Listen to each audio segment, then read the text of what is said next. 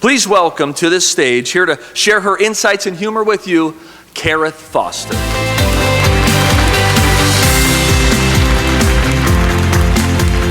Oh my goodness! Hello, Minnesota!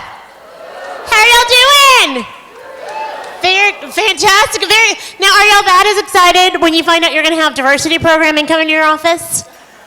No, probably not so much. And that's okay. Although we know, on the surface, diversity is a really good thing, right? We all want to diversify our portfolios. We also understand that having a diverse staff means more input from different people, from different backgrounds and ideas and experiences. But why is diversity so hard to talk about? Well, partly because there's a lot to talk about, right? More than we usually have an afternoon for, or a day for, or even a couple weeks for. I also think it's hard to talk about because I personally think it's been done wrong for the past several decades. I think the problem is we focus on the first part of the word diversity, which the root is divide, division, right? When actually we should be talking about what I've coined the term, inversity, right? What connects us, not what divides us. Inversity is actually my perspective on being more inclusive, right? On being introspective, understanding your value, your worth, and focusing on what we actually have in common. Now, I'm going to ask you to be vulnerable for 30 seconds of your lives, okay? I want you to close your eyes. I'm going to ask you a series of yes or no questions, and I want you to answer just simply to yourself, okay? So close your eyes. Have you ever been in your car and a black guy has walked by and you locked your car doors or thought about it? Have you ever seen someone who's really attractive and thought, oh, I bet they don't have to work that hard? You ever heard somebody with a southern accent and thought, poor thing, they're probably not that bright? Or a British accent and thought, they're really smart or classy? Ever thought Jewish people are good with money? And gay men know how to dress? You ever been on a plane and someone of Middle Eastern descent, you catch them and you for a second have a flash of panic? Have you ever been cut off in traffic and thought, oh, I bet they're Asian or old? Now keep your eyes closed. If you answered yes to any of those questions, would you raise your hand? Okay, keep your hands up, actually, and open your eyes. Y'all look around. So many hands up, including my own. And first of all, I want to say thank you for your honesty. Secondly, I want to say congratulations. You're a certified human being. Because guess what, y'all? We all do it. We all stereotype, okay? We do it because it's part of human nature. I mean, it goes back to when we were cave people, right? And we had to make a quick assessment to see if something was going to be a threat to us. Back then, it was more like saber-toothed tiger. Now it's more like, is this going to be a personal threat? Is this going to take me out of my comfort zone, right? We also stereotype because we learned. We picked it up from our parents and our grandparents and our communities. We learned about it from TV and movies and video games. And we also stereotype because we got something called the ego, right? And the ego always likes to be right and knows where it stands. So if we can put somebody else in a category, then we know that we can put ourselves in a certain category, and that brings comfort. It's not wrong. It's part of being a human being. So I want to tell you a little bit about me. I grew up in Plano, Texas, which if you've never heard of it or been, Plano is a really affluent suburb north of Dallas that happens to have the ethnic diversity of Sweden. There were 1,200 people in my graduating class from high school. 12 of us were black, okay? I was part of the 1% before there was a 1%, right? So because of this, I kind of became like the honorary black representative, where all of my, shall we call them melanin deficient friends, thank you, smart people, they assumed that I knew and could do all things black, right, like dance. Now, y'all can't tell by looking at me, but I'm like a quarter Irish, okay? So I don't know if I've ever truly broken it down, but I can river dance like nobody's business. Bring me in, get me a sports bra, I will do it for you. Okay? And I think was the worst, most awkward time, I'll never forget, was at a party, and people, would form like the circle, the dance circle, right? And they started chanting, "Go Karith, it's your birthday, go Karith, it's your birthday." I was like, no, it's not. But it is coming up. Thank you for saying something. I lost 18 black points that day.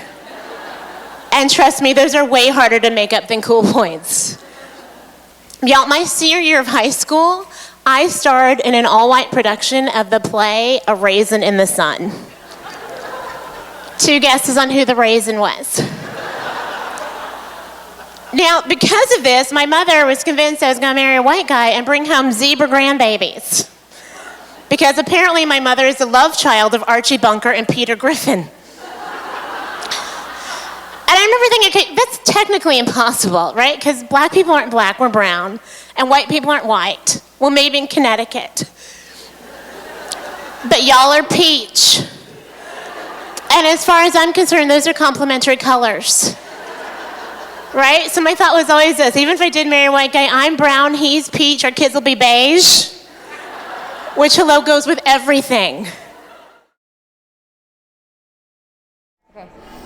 Karith was hilarious, and she had the whole room just in the palm of her hand. That was the most unusual diversity speech I've ever heard, but I absolutely loved it. She came from a completely different approach, and she really changed the way I thought about diversity. I thought that didn't apply to me. I thought that I wasn't one of those people, and she immediately pointed out that I was, in a very fun and loving way. So I would definitely listen to her again, and I loved listening to her at the conference. My name is Holly Butcher. I'm from Iowa State University, and this program for me was very meaningful because as an LGBT white student learning more about racial and ethnic issues in American education, I just felt like this really touched a lot of bases, and I feel like it could be a really educational experience for other students. Hi, my name is Manuel Perez. I'm from American River College in Sacramento, California. And I think this presentation is a wonderful opportunity for students to get exposed to talking about some real issues, some difficult issues that somehow find a common boundary, which is when we laugh, we all find some commonalities, and then we contextualize that for our own meaning, and then figure out and do what we need to do with our own work. And then hopefully that can be even more productive when we bring it to our own campuses and our own spaces, and bring that to our students. So it was good, really good. Hi, I'm Willie Sinclair, and I'm from Madison, Wisconsin. And I'm Ashley Walton Stamps, also from Madison. And what we liked about Stereotype 101 was the way that it was the perfect blend of humor and just getting a real issue out and real opinions and using your real stories to convey messages. And it was almost like a conversation that we would have. On our own. Yeah, I mean, and it was so real and and it's genuine. like white talking black girl, a gay black guy. It was so great. So we really appreciated it, and we think that everyone should just come to the workshop. And we're bringing them to our campus. Yes, so for sure. It'll be great. And she was a real inspiration to us all. And actually, she doesn't use the term diversity, she uses inversity, which she coined herself to be more inclusive of everyone, whether you're from different classes, different races, different religions, ethnicities, backgrounds, sizes, and any of the above. And she used her humor and her sense of social activism to really instill a message in all of the attendees here tonight, I think, and it was a really successful keynote. I know I've definitely taken away a few things from that, and going forward, hope to be a more inclusive person because of that.